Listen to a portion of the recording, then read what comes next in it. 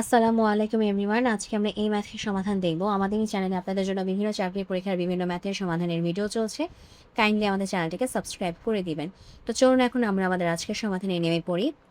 এখানে বলা আছে যে x³ - px + 10 = যদি 0 হয়, তাহলে এর একটি সমাধানের মান যদি p হয় তাহলে এর একটি সমাধান যদি 2 হয় তাহলে p এর মান কত?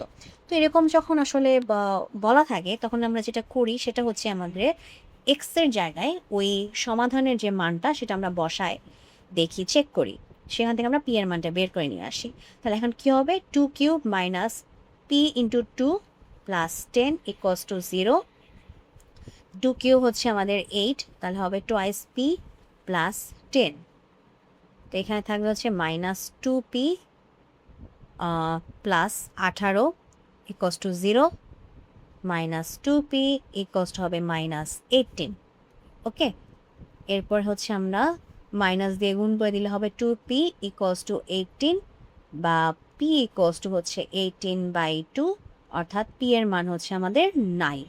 ঠিক আছে, p এর মান কত? 9। এটি হচ্ছে আমাদের আজকের প্রশ্নের সমাধান। তো যদি ভিডিওটি ভালো লাগে অবশ্যই ভিডিওতে লাইক দিবেন, চ্যানেলটিকে সাবস্ক্রাইব করবেন। ভালো থাকবেন।